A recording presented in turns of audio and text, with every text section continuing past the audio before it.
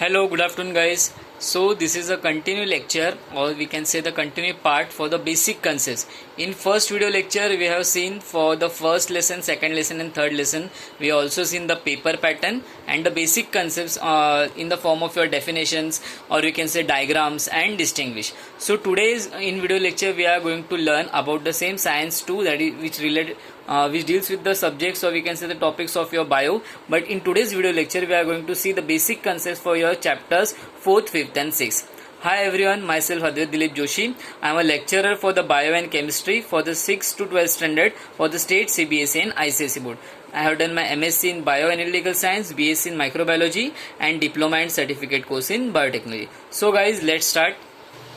So in today's video lecture, we are going to see the basic concepts for your chapter 4th, 5th and 6th. As I have mentioned the index of your science to biology in my video lecture 1 first, there is the basic concepts of science to biology for the first, second, third lesson, in which I have also enrolled the index of your science 2. So this is the our 4th, 5th and 6th lesson. Fourth lesson name is your environmental management, 5th is your towards green energy and 6th is your animal classification. So now this is the chart for your 4th lesson. So this is the basic concepts. So environmental management, ecosystem flow chart. So now what is your ecosystem? So I have mentioned that in ecosystem there are two types, abiotic and biotic compounds. अभी आपके मन में question आ रहेगा biotic क्या रहता है, abiotic. It is very easy. Biotic मतलब क्या, जो आपके लिविंग है. अबायोटिक मतलब क्या, जो आपके नॉन लिविंग है. Okay, so biotic and abiotic components हम लोग को देखना है. उसके आपके बायोटिक एंड अबायोटिक कंपोनेंट्स के फर्दर टाइप्स अभी पहले हम लोग स्टेप बाय स्टेप देखते हैं. पहले हम लोग देखते हैं बायोटिक. बायोटिक यानी क्या, लिविंग. उसमें क्या क्या आते हैं आपके, ऑटोट्रॉपिक एंड हेटेरोट्रॉप. ऑटोट्रॉप मतलब क्या, जो खुद का खाना खुद बना सकते हैं. ऑटो मतलब सेल्फ, एंड आपका हेटेरोट्रॉपिक मतलब क्या, जो दूसरे के ऊपर डिपेंडेंट रहते हैं. अभी ऑटोट्रॉपिक में ऑब्वियसली हम लोग क्या बोल सकते हैं, एग्जाम्पल तो हम लोग को मालूम है प्लांट्स, लेकिन प्लांट्स को कहा जाता है प्रोड्यूसर. हेटेरोट्रॉप मतलब क्या, जो दूसरों के ऊपर डिपेंड है, जैसे हम लोग, तो हम लोग को कहा जाता है एनिमल्स, लेकिन विकम्स इन कैटेगरी ऑफ एनिमल, बट हम लोग को कंज्यूमर कहा जाता है.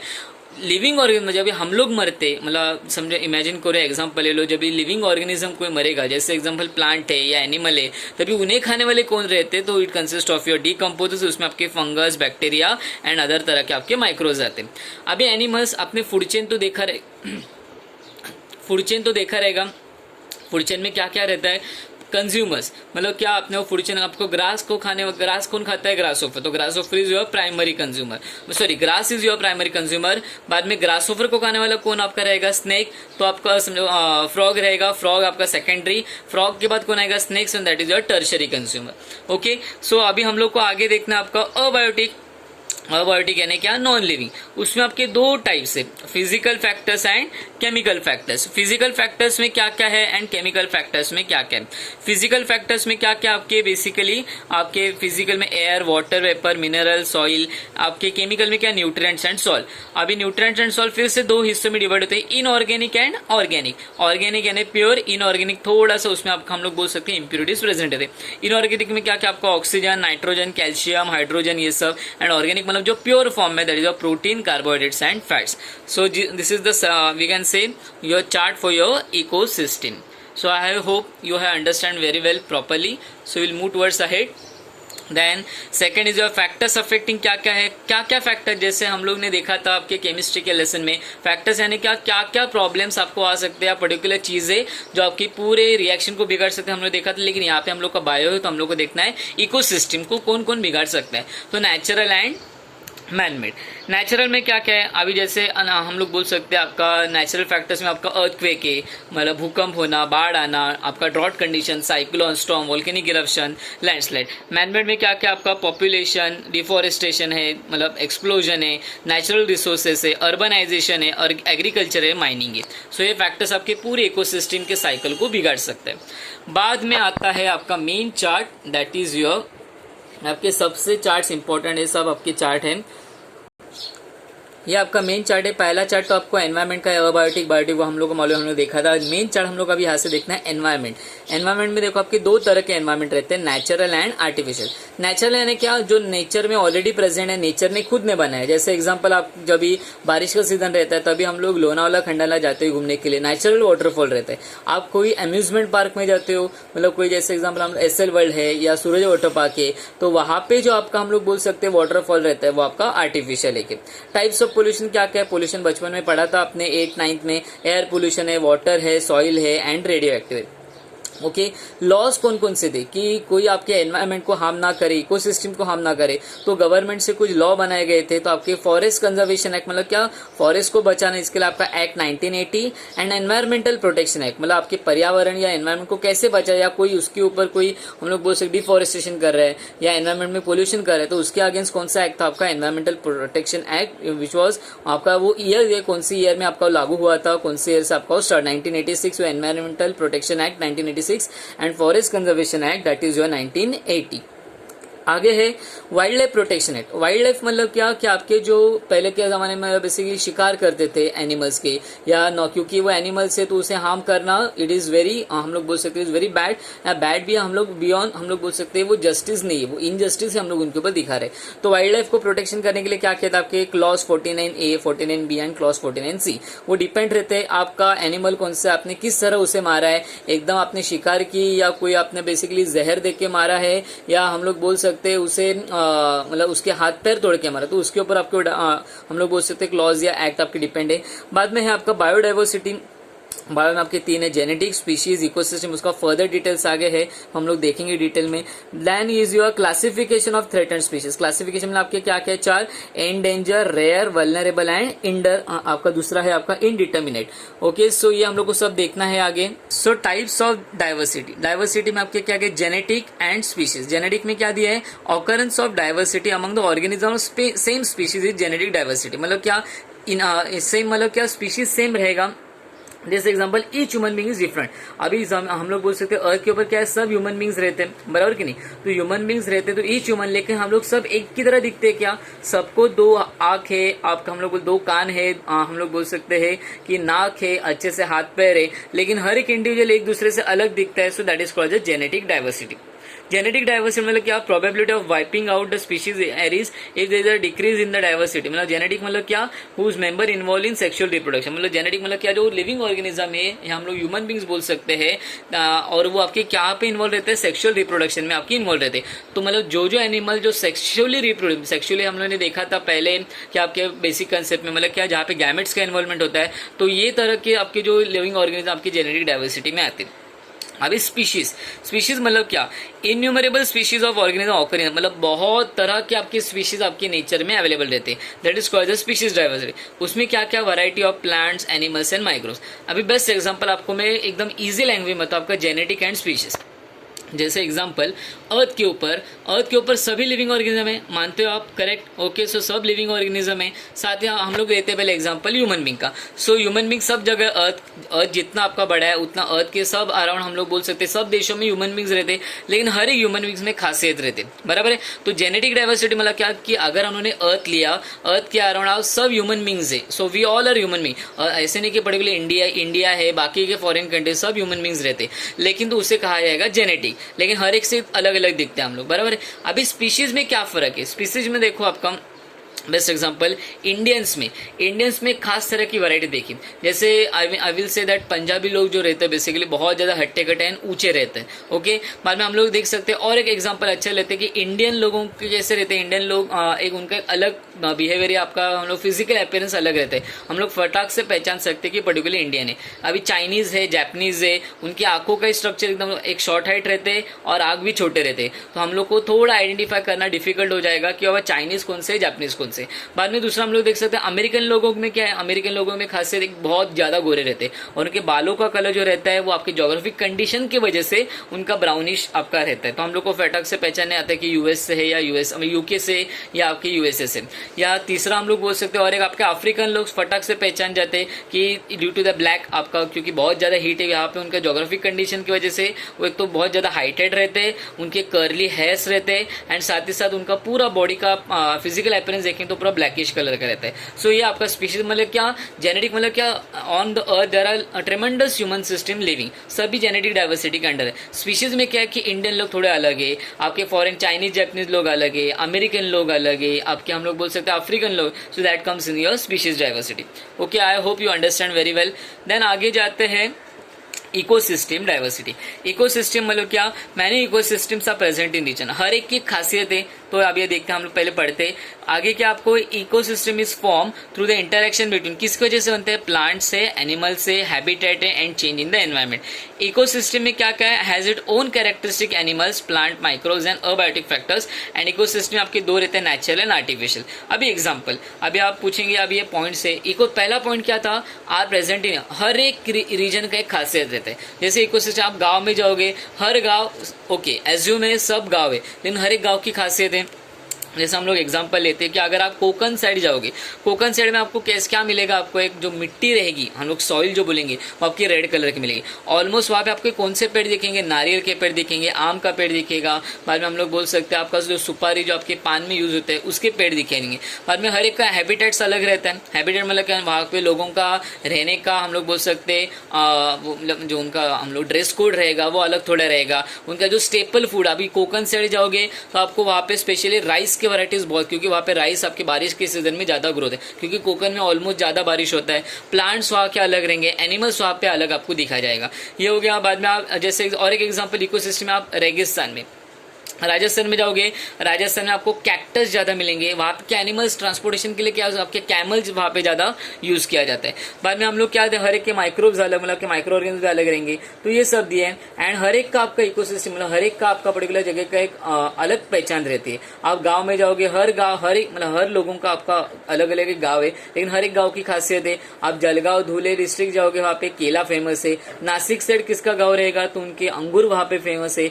आप महाबलेश्वर, सातारा, सांगली मतलब वो रीजन में आप तकरीबन वहाँ पे जाओगे तो वहाँ पे स्ट्रॉबेरीज आपकी फेमस रहेगी। कोकन साइड जाओगे तो आम तो फेमस है ही, आप वो देखेंगे। बाद में दूसरा, नागपुर साइड अगर किसका गाँव, वर्धा, वहाँ पे अगर ऊपर गए, मतलब महाराष्ट्र के ऊपर के पार्ट में गए तो आपको ऑरेंजेस मिल सकते हैं। ऑरेंजेस की खासियत, ऑरेंजेस के बहुत सारी स्पीशीज टाइप्स मिल सकते हैं, या ऑरेंजेस से रिलेटेड सब कुछ आपको खाना वहाँ पे मिल सकता है। Okay, so this was your ecosystem diversity. उसमें दो टाइप है, नेचुरल जो नेचर ने खुद बनाया, एंड आर्टिफिशियल का मतलब क्या है, जो आपके मैनमेड ने बेसिकली उनके हम लोग बोल सकते हैं कि एंटरटेनमेंट पर्पज के लिए, या बेसिकली कोई एक अच्छे से आर्टिफिशियल मैनमेड है जो इंसान ने खुद के बेनिफिट्स के लिए बनाया, so it is called as a artificial.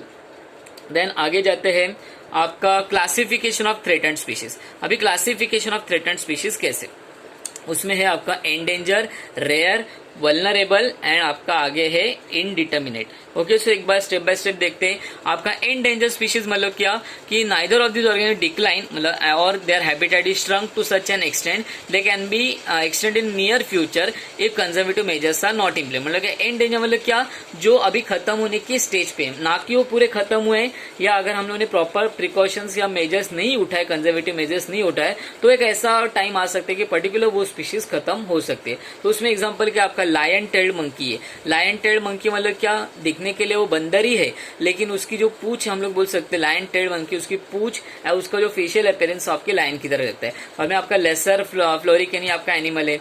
Rare species में क्या क्या, आपका number of this organisms is considerably decline. मतलब क्या, एक्चुअली वो एक तो पहले में हम लोग क्या देखे तो डिक्लाइन होने की स्टेज में है, मतलब खत्म होने के स्टेज, लेकिन इसमें क्या रेयर मतलब क्या, वो ऑलमोस्ट डिक्लाइन हुए, थोड़े बहुत ही स्पीशीज हम लोग को दिखाई देते। जैसे एग्जांपल आपका रेड पांडा है, मस्क डियर है, वो सब। बाद में थर्ड है वल्नरेबल स्पीशीज। वल्नरेबल स्पीशीज में क्या है, number of this organism extremely less, इनकी एक तो पॉपुलेशन ही बहुत लेस है, and continues to decline, and decline in there is worrisome reason. मतलब क्या, एक तो उनका खुद का पॉपुलेशन तो कम ही है, लेकिन और एक क्या डर है कि वो जल्दी खत्म भी हो सकते हैं। उसमें एग्जांपल आपका टाइगर है, लायन है। इसके साथ में कभी देखा रहेगा, एक पर्टिकुलर एरा था आपका, हम लोग बोल सकते हैं 2005 2006 से 8 के टाइम में, वहां पे आपका जो हीरो जॉन अब्राहम, वहां पे आप बहुत सारे बाकी के जो हीरोज थे बॉलीवुड के, वो आपके एडवर्टाइज कर रहे थे किसके लिए, कि टाइगर सेव टाइगर, मतलब टाइगर को बचाओ, क्योंकि अगर एक भी उनकी स्पीशीज अगर खत्म होती थी तो माइट भी आपका बहुत जंगल में प्रॉब्लम क्रिएट हो सकता था। सो आगे है इनडिटर्मिनेट स्पीशीज। यहाँ पे क्या है, the organisms appears to be endangered but due to their some behavioural habitats there is no definite and substantial information. मतलब क्या कि हम लोग को ऐसा लगता है कि वो खत्म हो गए, लेकिन उनके हैबिटेट ही अलग अलग रहते हैं। वो एक जगह आपकी हम लोग बोल सकते हैं फिक्स नहीं रहते, दूसरे हैबिटेट की तरफ जाते रहते हैं। सो दे आर कॉल्ड एज, मतलब उनका एग्जैक्ट नंबर निकालना कि अब ये डिक्लाइन हो गए या डिक्लाइन के स्टेज में हम लोग फाइंड आउट नहीं कर सकते, क्योंकि उनके हैबिटेट ऐसे रहते हैं, वो हमेशा एनवायरमेंटल चेंजेस की वजह से वो नए नए एनवायरमेंट की तरफ जाते रहते। उसमें आपका जायंट स्क्विरल तो सबको मालूम है, लेकिन जायंट स्क्विरल मतलब क्या, वो आपके नॉर्मल खरगोश की तरह आपकी बड़ी रहती है। So it is called as giant squirrel. Okay, आगे की तरफ जाते हैं। आपका आगे का मेन पार्ट है आपका डिस्टिंग्विश बिटवीन। अभी आपका ये हम लोग का पहला चौथा लेसन खत्म हो गया, उसके बेसिक कंसेप्ट हो गए। अभी हम लोग जो देख रहे हैं आपका 5th लेसन है, उसका नाम है टूवर्ड्स ग्रीन एनर्जी। तो उसमें आपका पहले ही आपका कन्वेंशनल क्या रहता है एंड नॉन कन्वेंशनल क्या रहता है। कन्वेंशनल मतलब क्या, जो आपके energy refer to traditional sources, जैसे आपका कोयला है, नेचुरल गैस है, पेट्रोल। नॉन कन्वेंशनल मतलब क्या, जो आपके रिसेंटली अभी डेवलप हो गए, जैसे सोलर है, विंड है, जियोथर्मल है एंड टाइडल है। ओके, सो उसमें आपका क्या, ये नॉन रिन्यूएबल है, मतलब क्या एक बार खत्म हो गई तो बन नहीं सकता आपके कन्वेंशनल। बल्कि नॉन कन्वेंशनल क्या है, जो एक बार अगर खत्म भी हो गए तो फिर से बना सकते हैं। बाद में तीसरा पॉइंट क्या था हम कि एक्सपेंसिव रहते हैं कॉस्ट से अगर एनर्जी प्रोड्यूस करना। इनका कैसे रहता है, चीपर भी रहता है, लॉन्ग रस्ट रहता है एंड लॉन्ग रन के लिए हम लोग उसे यूज कर सकते हैं नॉन कन्वेंशनल में। बाद में कन्वेंशनल में क्या है, लार्ज स्केल ऑफ पोल्यूशन, ज्यादा पोल्यूशन आपका क्रिएट कर सकता है। अगर आप कोयला को जले तो पोल्यूशन होता है, लेकिन नॉन कन्वेंशनल सोर्स अगर आप यूज करेंगे तो कैसे रहते हैं, इको फ्रेंडली, मतलब क्या एनवायरमेंट को कोई आपका पोल्यूशन नहीं होता है। तो ये आपका 5th लेसन जो मैंने आपको बोला टूवर्ड्स ग्रीन एनर्जी, तो उसका पहले ग्रीन एनर्जी का डेफिनेशन देखते हैं। ग्रीन एनर्जी मतलब क्या, ग्रीन एनर्जी का मतलब ये नहीं कि जो एनर्जी हरी दिखती है। सो आपको मन में आया रहेगा कि green energy, it is defined as a type of energy, एक प्रकार की एनर्जी क्या करता है, which are produce by the resources, आपकी रिसोर्सेज से ऐसे प्रोड्यूस किया जाता है विच आर नॉट हार्मफुल, एक तो हार्मफुल नहीं है एंड साथ ही साथ इको फ्रेंडली। इको फ्रेंडली मतलब क्या, नेचर को भी प्रोटेक्ट करने का काम करता है, ये लेस पोल्यूशन या पोल्यूशन ही क्रिएट नहीं करता है, वो एनर्जी को कहा जाता है ग्रीन एनर्जी। अभी उसमें एग्जांपल क्या है, कौन कौन सी ग्रीन एनर्जी, आपकी विंड से जो एनर्जी प्रोड्यूस होती है that is also your green energy. आपके sun that is related solar energy, वो भी आपकी ग्रीन एनर्जी है। एंड हाइड्रो मतलब क्या, पानी से जो आपकी एनर्जी बनती है, इलेक्ट्रिक करंट हम लोग बोल सकते हैं, electricity, that is called hydro electricity या हाइड्रो इलेक्ट्रिक एनर्जी। सो आपके 3 एग्जाम्पल है ग्रीन एनर्जी के। ओके, सो यहाँ पे एक हाथ दिखा है, ग्रीन एनर्जी मतलब कैसे नेचर को भी प्रोटेक्ट कर रहा है। आपके एक सन से एनर्जी प्रोड्यूस हो रही है, जो सोलर पैनल्स दिखा है। बाद में आपके विंड है एंड आपका दूसरा हम लोग बोलते हैं पानी से भी एनर्जी प्रोड्यूस होता है। सो ये आपका एक ब्लॉक डायग्राम है, ये आपको है लेसन में। सो यहाँ पे क्या है, थर्मल पावर प्लांट का डायग्राम है। तो एक बार मैं आपको फटाक से बता देता हूँ क्या क्या है। हमेशा याद रखो, एक कॉमन चीज आपके रहने वाले हर एक डायग्राम में, वो आपका है टरबाइन, बाद में आपका है जनरेटर एंड जनरेटर के बाद आपका जो इलेक्ट्रिकल एनर्जी प्रोड्यूस होते हैं। अभी डायग्राम में क्या है, एकदम आपको दिखने के लिए अजीब लग रही रहेगी, क्या है कैसे, बहुत ईजी डायग्राम है, कुछ है नहीं इसमें। यहाँ पे क्या आपका बॉयलर है, देखो यहाँ पे बॉयलर के अंदर अभी क्या है, आपका यहाँ पे गर्म पानी रहता है। थर्मल क्या है कि आपका हीट, कि जो आपका हीट प्रोड्यूस कर सके। बॉयलर के अंदर आपका पानी है, पानी को बेसिकली हम लोग बोल सकते हैं कोयला से हम लोग, जैसे यहाँ पे हम लोग नॉर्मल गैस कैसे लगाते हैं, आपकी एलपीजी आपका गैस फील्ड रहता है, तो ये पानी, ये बॉयलर के अंदर जो पानी है उसे बॉईल करने के लिए हम लोग क्या, नीचे कोयला है, कोयला को आग लगा रहे, उससे वो पानी को हम लोग बॉईल कर रहे। बॉईल करने में जो आपका जो कोयला से जो धुआं आता है, वो धुआं आपका यहाँ से बाहर चला जाता है। बाद में जो आपका पानी गर्म हो गया, पानी गर्म होने के बाद क्या होगा, अपना अगर ढक्कन कुछ रखा नहीं तो पानी गर्म होगा आपका, उसका कन्वर्जन आपका स्टीम में होगा।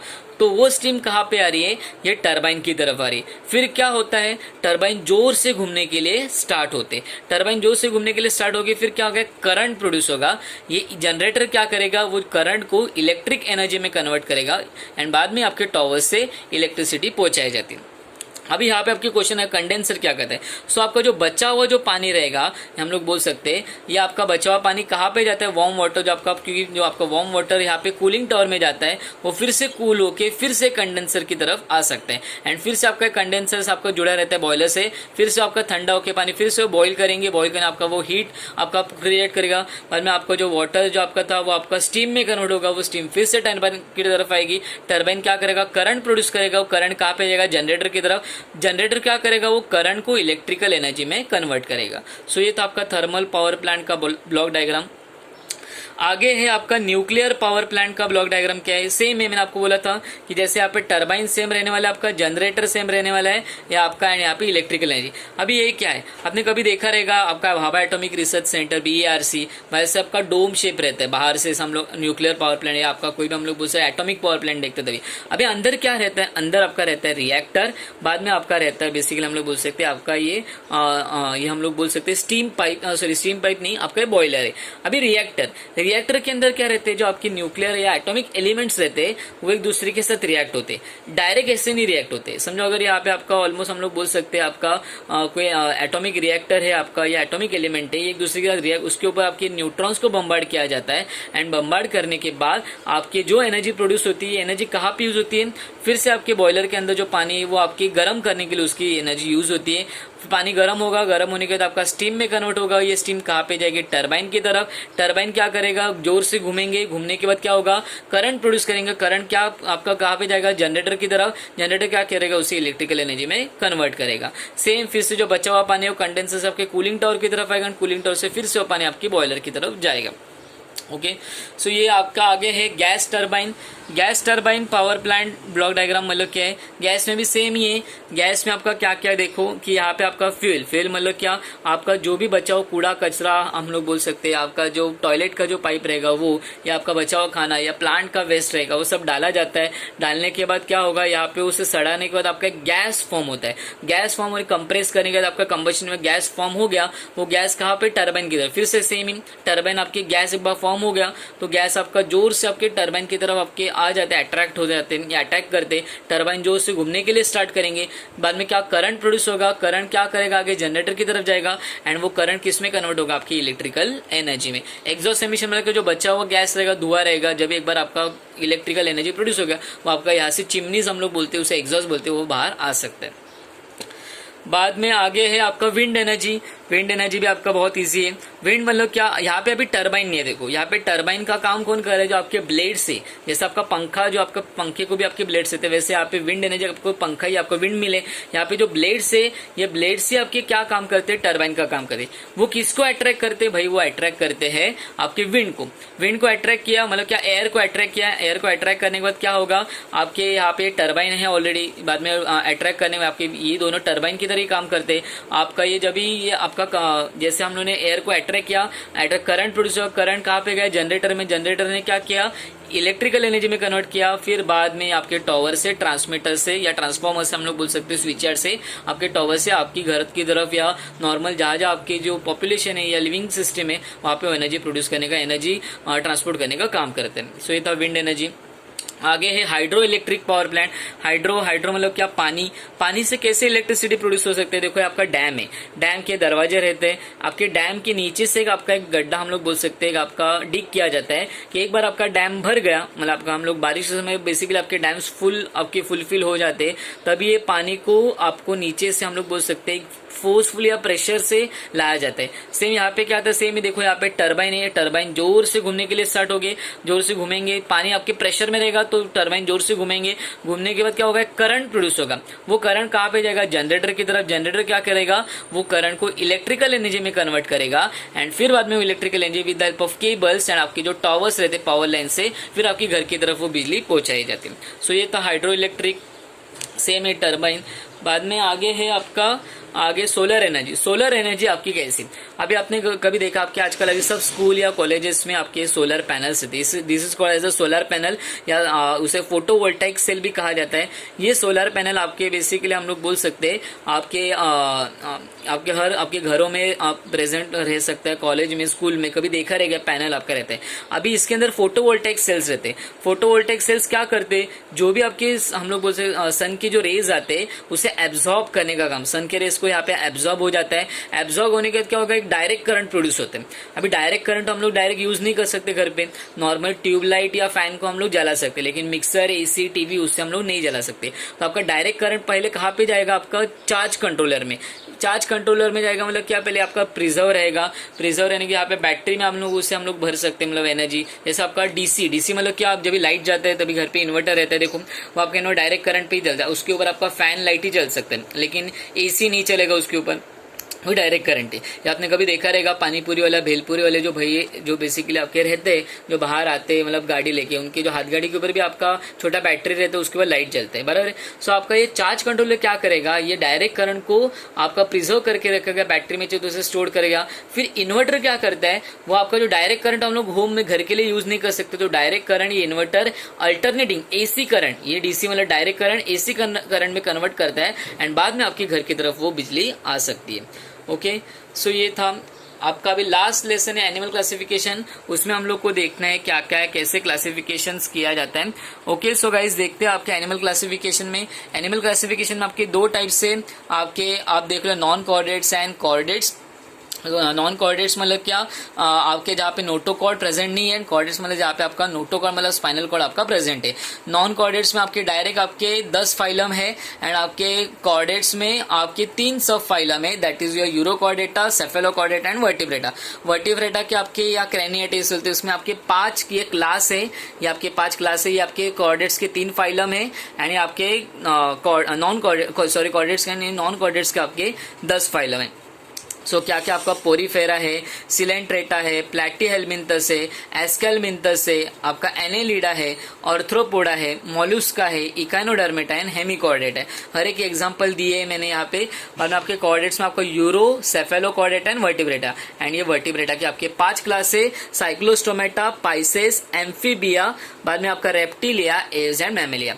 फिलहाल तो आप ये पहले चार्ट लर्न कर लो, फिर उसके बाद हम लोग डिटेल लेक्चर देखते हैं क्या क्या है। हर एक में आपको हर फाइलम अच्छे से आपको समझाऊंगा। आगे है आपका ग्रेड्स ऑफ ऑर्गेनाइजेशन। अभी ग्रेड्स ऑफ ऑर्गेनाइजेशन में क्या क्या है, आपका ग्रेड्स ऑफ ऑर्गेनाइजेशन में आता है आपका प्रोटोप्लाज्मिक ग्रेड, बाद में आपका प्रोटोप्लाज्मिक ग्रेड, बाद में आपका cell tissue grade, cellular grade, tissue grade, ये सब आपके टाइप से। बाद में बॉडी सिमेट्री। बॉडी सिमेट्री मतलब क्या, कैसे है बॉडी सिमेट्री मतलब क्या, असिमेट्रिकल। आप अगर काटेंगे आप तो आपको कोई एग्जैक्ट शेप इक्वल पार्ट्स नहीं मिलेंगे। रेडियल मतलब क्या, बीच में से काटेंगे तो आपको इक्वल पार्ट्स मिलेंगे। बायलैटरल मतलब क्या, जैसे हम लोग अगर मैंने खुद को काटा अगर ऊपर से सिर से तो बराबर मुझे बाय मतलब दो हिस्से अलग से मिल सकते हैं। सो आपको बॉडी कैविटी सीलोम मतलब किससे आपकी बॉडी कैविटी मतलब कि आपके किससे भरे आपके मसल्स। तो आपके एक पहला रहता है acoelomate, pseudocoelomate and eucoelomate.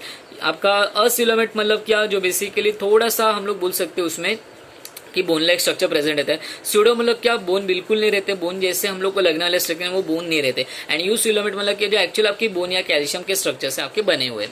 Okay, सो आगे ये था आपके क्वेश्चंस। क्या क्या क्वेश्चन है, define green energy with example, block diagram निकालो, thermal, nuclear, gas turbine, wind, solar and hydro electric and flow chart for animal classification.